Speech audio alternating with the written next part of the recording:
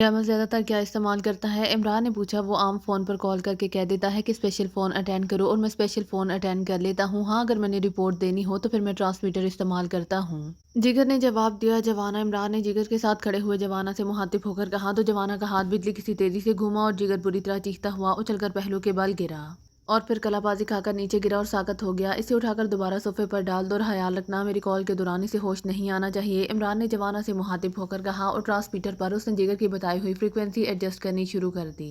Frequency adjust کرنے کے بعد اس نے اس کا بٹن آن کر دیا۔ ہیلو ہیلو جگر کالنگ اوور، عمران نے جگر کی آواز میں بار بار کال دیتے ہوئے کہا۔ یس کامل اٹینڈنگ اوور۔ چند لمحوں بعد ایک چیختی ہوئی آواز سنائی دی۔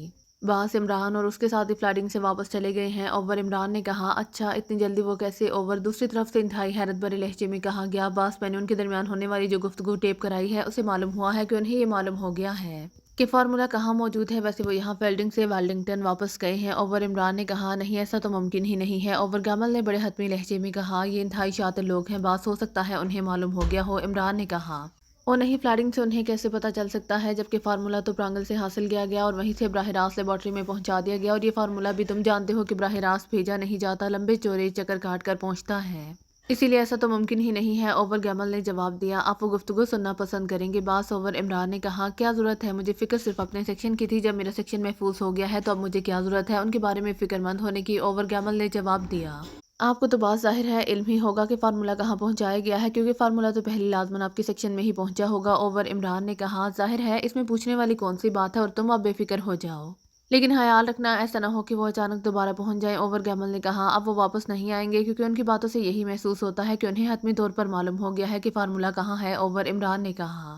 کیا انہوں نے اس جگہ کا نام لیا ہے اوور، گیمل نے چونک کر پوچھا۔ ہاں، وہ کہہ رہا تھا کہ ایس ایچ سیکشن کے تحت آنے والی کوئی اسپیشل لیبارٹری ہے جو آئرن فیلڈ میں ہے اور کنساٹا کے قریب ہے، اور وہ وہاں پہلے بھی کسی گولڈن ایجنٹ بوبی کے خلاف مشن مکمل کر چکا ہے۔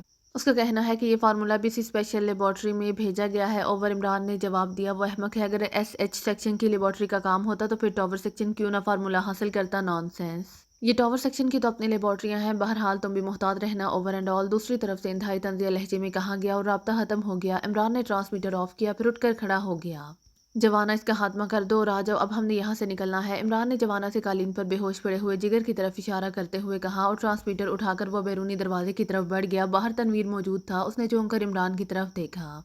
آؤ، عمران نے پورچ میں کھڑی ہوئی اپنی کار کی طرف بڑھتے ہوئے کہا، پھر وہ کار میں بیٹھے ہی تھے کہ جوانا ڈرائنگ روم سے باہر آیا اور عمران کے اشارے پر وہ پھاٹک کی طرف بڑھ گیا۔ چند لمحوں بعد عمران کی کار پھاٹک سے باہر آ گئی تو جوانا نے بڑا پھاٹک بند کیا اور پھر چھوٹے پھاٹک سے باہر آ کر اس نے اسے بھی بند کیا اور کار میں بیٹھ گیا۔ تھوڑی دیر بعد کار واپس ان کی رہائش گاہ کی طرف اڑی چلی جا رہی تھی۔ کچھ پتہ چلا؟ تنویر نے جو اسٹیئرنگ پر بیٹھا ہوا ساتھ بیٹھے عمران سے مخاطب ہو کر کہا۔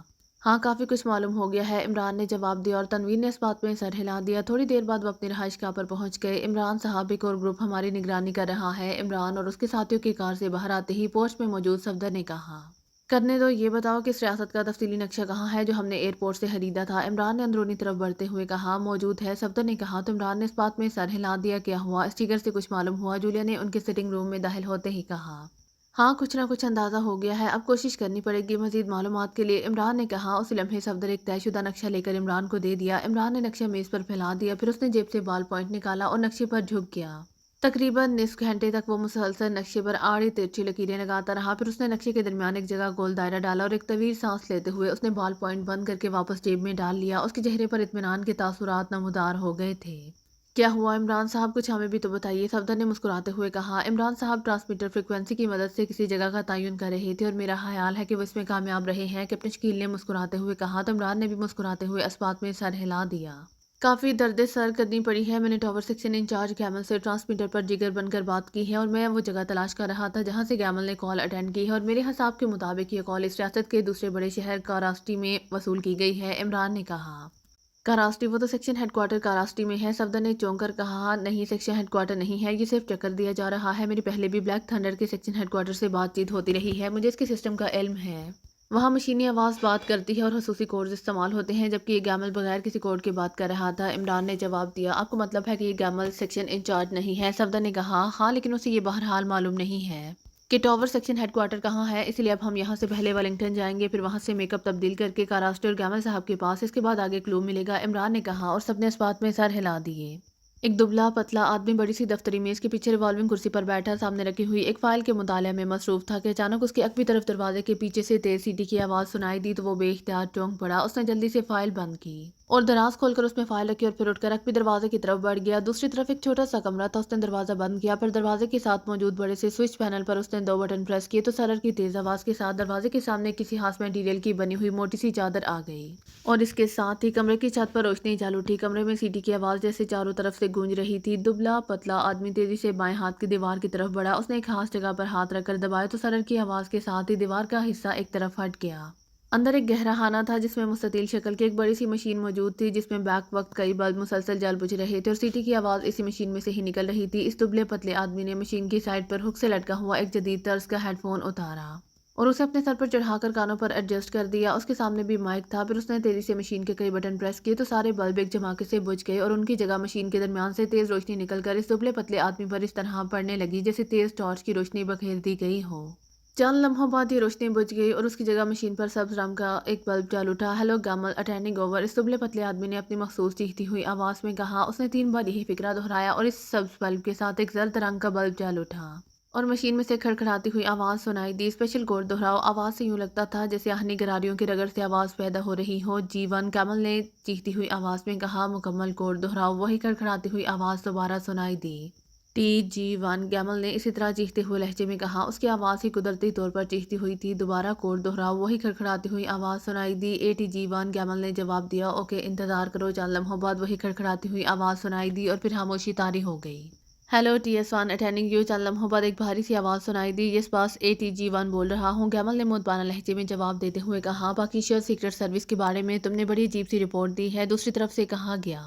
یہی رپورٹ مجھے جیگر سے ملی ہے باس، گیمل نے جواب دیا۔ تمہیں اطلاع ملی ہے کہ جیگر کو اس کی رہائش گاہ پر ہلاک کر دیا گیا ہے، اس کے ملازم کی بھی گردن توڑ دی گئی ہے، دوسری طرف سے کہا گیا۔ تو گیمل بے اختیار چونک پڑا۔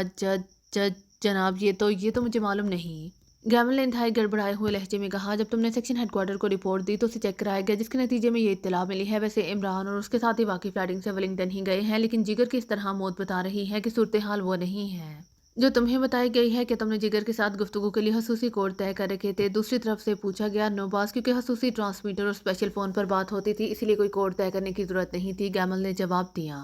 اور اگر جگر کی بجائے تم سے ساری گفتگو اس عمران نے کی ہو تو پھر دوسری طرف سے سرد لہجے میں کہا گیا۔ او نہیں سر، ایسا تو ممکن ہی نہیں ہے، میں جگر کی آواز لاکھوں کروڑوں میں سے پہچان سکتا ہوں، گیمل نے جواب دیا۔ اور عمران بھی لاکھوں کروڑوں میں سے واحد وہ آدمی ہے جو اس قدر مہارت سے آواز اور لہجے کی کاپی کرتا ہے کہ کسی طرح کا شک ہی نہیں پڑتا، دوسری طرف سے جواب دیا گیا۔ لیکن اس گفتگو سے اسے کیا فائدہ ہو سکتا ہے باس، گیمل نے کہا۔ یہی معلوم کرنے کے لیے تو میں نے تم سے رابطہ کیا ہے۔ جگر کی موت سے سیکشن ہیڈ کوارٹر کو پریشانی ہوئی ہے، تمہارے پاس جگر کے ساتھ ہونے والی گفتگو کی ٹیپ موجود ہوگی، وہ ٹیپ سنواؤ، باس نے کہا۔ یس باس، گیمل نے کہا۔ اور اس کے ساتھ اس نے مشین کے نچلے حصے میں تیزی سے مختلف بٹن پریس کرنے شروع کر دیے۔ مشین پر ایک بلب جل اٹھا اور اس کے ساتھ ہی مشین سے پہلے ہلکی سی سیٹی کی آواز سنائی دی، پھر جگر کی آواز آنے لگ گئی، اس کے بعد گیمل کی آواز ابھری اور پھر ان دونوں کے درمیان گفتگو شروع ہو گئی۔ گیمل خاموش کھڑا یہ گفتگو سنتا رہا۔ جب ٹیپ ختم ہو گئی تو گیمل نے بٹن آف کر دیے۔ تم نے خود سن لی ہے یہ گفتگو، دوسری طرف سے سخت لہجے میں کہا گیا۔ یس باس، میں نے خود یہ گفتگو کی ہے، گیمل نے جواب دیا۔ تمہیں یہ کہنے کی کیا ضرورت تھی کہ ٹاور سیکشن کی اپنی لیبارٹریاں ہیں، باس کے لہجے میں بے پناہ سختی تھی۔ جگر تو ہمارا خاص آدمی ہے باس، اسی لیے اس بات کو چھپانے کا کیا فائدہ، گیمل نے ایسے لہجے میں کہا جیسے اسے باس کے لہجے میں اوپر آنے والی تلخی کی سمجھ نہ آئی ہو۔ اور اگر یہ گفتگو جگر کی بجائے عمران نے کی ہو تو باس نے اسی طرح تلخ لہجے میں کہا۔ نہیں باس، عمران اس انداز میں جگر کی نقل کر ہی نہیں سکتا، اور دوسری بات یہ ہے کہ اگر ایسا ہوا بھی صحیح تو اس سے اسے کیا فائدہ ہو سکتا ہے، وہ کیا کرے گا، گیمل نے کہا۔ تمہیں معلوم ہے کہ یہ فارمولا تم نے کہاں بھجوایا ہے، باس نے کہا۔ یس باس، گیمل نے کہا۔ بولو کہاں بھجوایا ہے، باس نے کہا۔ باس، آپ کے حکم کے مطابق یہ فارمولا پرانگل سے جیسے ہی مجھ تک پہنچا میں نے اسے 3rd ایونیو کے پوسٹ آفس میں اسے اسپرنگ گیمز لمیٹڈ کو بک کرا دیا، گیمل نے جواب دیا۔ تمہیں معلوم ہے کہ آگے وہ کہاں گیا، باس نے پوچھا۔ مجھے کیسے معلوم ہو سکتا ہے باس، مجھے تو اتنا ہی معلوم ہے جتنا معلوم ہوتا ہے، اور ظاہر ہے نہ جانے کتنے چکر کاٹ کر فارمولا کس لیبارٹری میں پہنچا ہوگا، گیمل نے جواب دیا۔ اوکے، پر تم بچ گئے ہو، ورنہ اگر تم نے یہ معلوم کرنے کی معمولی سی بھی کوشش کی ہوتی تو تمہارا خاتمہ سیکشن ہیڈ کوارٹر کے لیے انتہائی ضروری ہو جاتا۔ بہرحال اب بھی تمہیں محتاط رہنا ہوگا، کیونکہ اگر جگر کی جگہ عمران نے تم سے بات کی ہے تو وہ آدمی ہو سکتا ہے ٹرانسمیٹر فریکوینسی سے تمہارا پتہ چلا لے۔ دوسری طرف سے کہا گیا۔ ٹرانسمیٹر فریکوینسی سے کیسے پتہ چل سکتا ہے، باس، گیمل نے کہا۔ عمران جیسا آدمی یہ کام کر سکتا ہے۔ بہرحال اب میں مطمئن ہوں، گڈ بائے، دوسری طرف سے کہا گیا۔ اور اس کے ساتھ ہی مشین پر جلتے ہوئے دونوں بلب بجھ گئے اور گیمل نے ایک طویل سانس لیتے ہوئے سر سے ہیڈ فون اتارا اور اسے ہک سے لٹکا کر اس نے سائڈ پر موجود دیوار پر ایک جگہ ہاتھ رکھ کر دبایا تو سرر کی آواز کے ساتھ دیوار برابر ہو گئی۔ گیمل مڑا اور دروازے کی طرف بڑھ گیا۔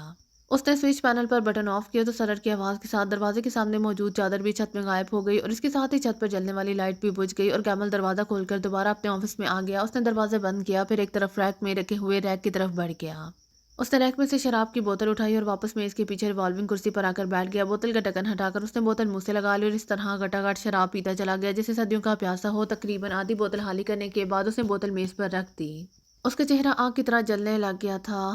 सेक्शन हेडक्वार्टर एक आदमी से इस कदर खौफजदा भी हो सकता है, हैरत है, गैमल ने बड़बड़ाते हुए कहा। लेकिन फिर इससे पहले कि वो मजीद कोई बात करता, मेज पर रखे हुए फोन की घंटी बाज उठी।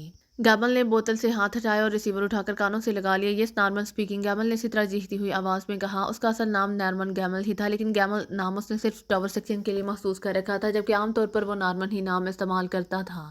उसका कार सिटी में गेम का सामान सप्लाई करने का बहुत बड़ा कारोबारी इदारा था, लेकिन वो खुद इस इदारे के ऑफिस में बहुत कम जाता था। जेराल्ड बोल रहा हूँ बॉस, दूसरी तरफ से एक आवाज़ सुनाई दी। जेराल्ड उसके इदारे का चीफ मैनेजर था। यस, क्या बात है, गैमल ने नॉर्मल से लहजे में कहा। बॉस, एक पार्टी कराची में वर्ल्ड क्लास जेमिनिज्म बनाना चाहती है। इस जेमिनिज्म के लिए मुकम्मल सामान के लिए उसने हमसे रब्ता किया है। दूसरी तरफ से जेराल्ड ने कहा। तो फिर मुझे क्यों फ़ोन किया है, गैमल ने मुंह बनाते हुए कहा।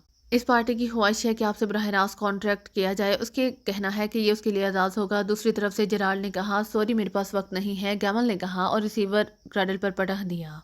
अहमक, नॉनसेंस, अब एक मामूली से जेमिनिज्म के सामान के लिए मैं उनसे बात करूं, नॉनसेंस, गैमल ने बड़बड़ाते हुए कहा और एक बार फिर बोतल उठाकर उसने मुंह से लगा ली। इस बार उसने हाली बोतल करके उसे मुंह से लहदा किया, फिर उसे मेज के करीब पड़ी हुई एक बड़ी सी टोकरी में उछाल दिया। इसके साथ ही उसने दराज खोली और उसमें से वही फाइल जिसे वो कॉल आने से पहले पढ़ रहा था और मेज पर रखकर उसके सफ़े पलटने लगा। फिर एक सफ़े पर उसकी नज़र जम गई और इस फाइल का मुताला करने में वो मसरूफ़ हो गया।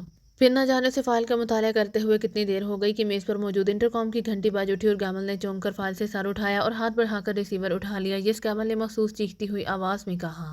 वाकर बोल रहा हूँ बॉस, ग्रेटलैंड से आपके मेहमान आए हैं, मिस्टर एंड मिसेस पीटर। दूसरी तरफ से उसके मैनेजर वॉकर की आवाज़ सुनाई दी। मेरे मेहमान मिस्टर एंड मिसेस पीटर, ग्रेटलैंड से क्या मतलब, मैं तो किसी पीटर को नहीं जानता, गैमल ने हैरान होते हुए कहा। सर, उन्होंने कहा है कि वो पहले इत्तला नहीं दे सके, वरना आप एयरपोर्ट पर उनका इस्तकबाल करते। दूसरी तरफ से वॉकर ने मौजबाना लहजे में कहा। ठीक है, ड्राइंग रूम में बिठाओ उन्हें, मैं आ रहा हूँ, गैमल ने कहा और रिसीवर रख दिया। उसके चेहरे पर हैरत के तासुरात नुमाया थे। आंखें सुकर सी गई थी और पेशानी पर शिकने सी उभर आई थी। फाइल बंद करके उसे मेज की दराज में रखते हुए वो मुसलसल जहन पर जोर देकर यही सोच रहा था कि ग्रेटलैंड में पीटर नाम का कौन वाकिफ हो सकता है, लेकिन ये नाम उसके जहन में नहीं आ रहा था। हो सकता है भूल गया हूँ, मिलने पर याद आ जाए, गैमल ने आखिरकार एक तवील सांस लेते हुए कहा और कुर्सी से उठकर वो बैरूनी दरवाजे की तरफ बढ़ गया। इमरान और जूलिया बड़े इत्मीनान भरे अंदाज में खास से कीमती फर्नीचर से सजे हुए कमरे में बैठे थे। दोनों के चेहरों पर मुकामी मेकअप था। यहाँ मुलाजमों की तादाद काफ़ी लगती है, जूलिया ने इमरान से मुखातिब होकर कहा। तुम्हें इससे क्या फ़र्क पड़ जाएगा, बस एक नज़र भर कर देख लेना, सारे ही कितार की सूरत में ढेर हो जाएंगे, इमरान ने जवाब दिया। तो जूलिया बेइख्तियार हंस पड़ी। आज तक तुम तो ढेर नहीं हुए, ये बेचारे कैसे ढेर होंगे, जूलिया ने कहा। मुझे तो तुम मिट्टी का ढेर समझो, इमरान ने कहा। तो जूलिया एक बार फिर हंस पड़ी।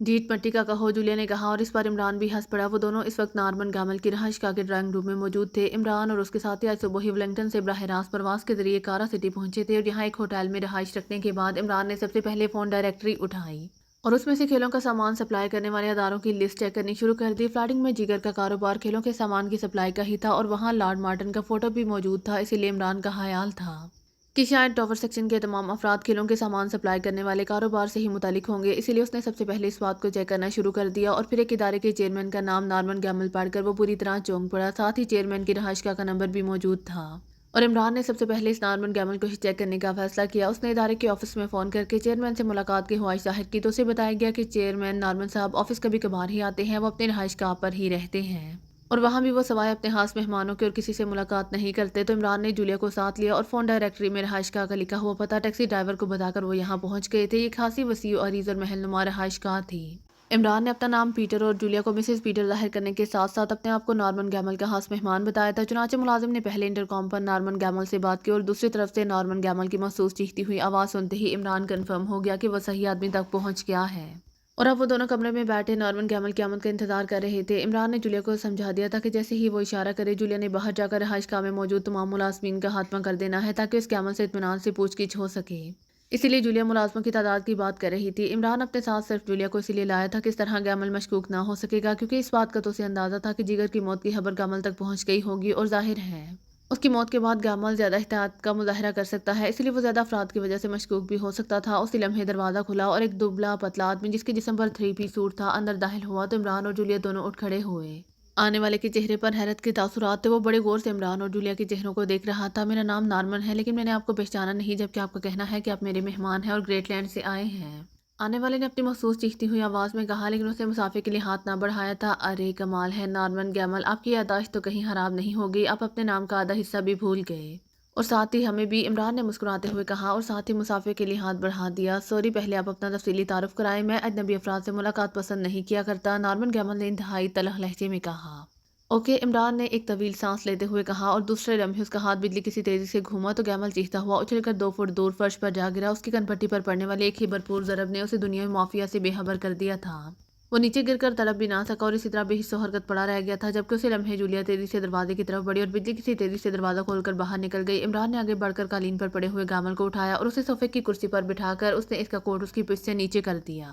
اس کے ساتھ اس نے جیب سے مشین پسٹل نکالا اور دروازے کی طرف بڑھ گیا۔ دروازے کے باہر برآمدہ تھا، لیکن برآمدے میں کوئی آدمی موجود نہیں تھا اور نہ ہی جولیا وہاں موجود تھی۔ عمران ہاتھ میں مشین پسٹل لیے خاموش کھڑا رہا۔ اسے معلوم تھا کہ جولیا کے پاس سائلنسر لگا ہوا مشین پسٹل موجود ہے اور جولیا کی صلاحیتوں سے وہ اچھی طرح واقف تھا، لیکن اس کے باوجود وہ اسی لیے باہر آ کر کھڑا ہو گیا تھا کہ ہر ممکنہ صورت پیش آ سکتی تھی۔ تقریباً 10 منٹ بعد جولیا ایک موڑ مڑ کر برآمدے میں پہنچ گئی۔ کیا ہوا؟ عمران نے پوچھا۔ 4 ملازم تھے، چاروں آف ہو چکے ہیں، جولیا نے کہا۔ اندر کوئی محفوظ کمرہ بھی ہے؟ عمران نے پوچھا۔ ہاں، ایک کمرہ ہے جو آفس کے انداز میں سجا ہوا ہے، جولیا نے کہا تو عمران واپس مڑا اور پھر اس نے صوفے پر بے ہوشی کے عالم میں بیٹھے گیمل کو کھینچ کر کاندھے پر لادا اور جولیا کے پیچھے چلتا ہوا اس آفس میں پہنچ گئے۔ یہ واقعی آفس تھا۔ عمران نے گیمل کو ایک کرسی پر بٹھا دیا۔ تم باہر جا کر خیال رکھو، خاص طور پر اگر کوئی فون آئے تو اسے ٹال دینا، عمران نے جولیا سے کہا، اور جولیا نے اس بات میں سر ہلا دیا اور آفس سے باہر چلی گئی۔ عمران نے آگے بڑھ کر گیمل کے ناک اور منہ دونوں ہاتھوں سے بند کر دیے۔ چند لمحوں بعد گیمل کے جسم میں حرکت کے تاثرات نمودار ہوئے تو عمران پیچھے ہٹ کر ایک کرسی پر بیٹھ گیا، البتہ مشین پسٹل اس کی جھولی میں موجود تھا۔ چند لمحوں بعد گیمل نے کراہتے ہوئے آنکھیں کھول دیں اور پھر شعور میں آتے ہی اس نے بے اختیار اٹھنے کی کوشش کی، لیکن کوٹ اس حد تک نیچے تھا کہ باوجود 2-3 جھٹکوں کے وہ اوپر نہ ہو سکا۔ کوشش بیکار ہے گیمل، عمران نے مسکراتے ہوئے کہا تو گیمل نے چونک کر عمران کی طرف دیکھا۔ اس کے چہرے پر یک لحظت انتہائی غصے کے تاثرات ابھر آئے تھے۔ تم کون ہو تم، اور یہ کیا ہے؟ تم یہاں میرے آفس میں کیسے آ گئے؟ گیمل نے دوبارہ کرسی پر بیٹھتے ہوئے انتہائی غصیلے لہجے میں کہا۔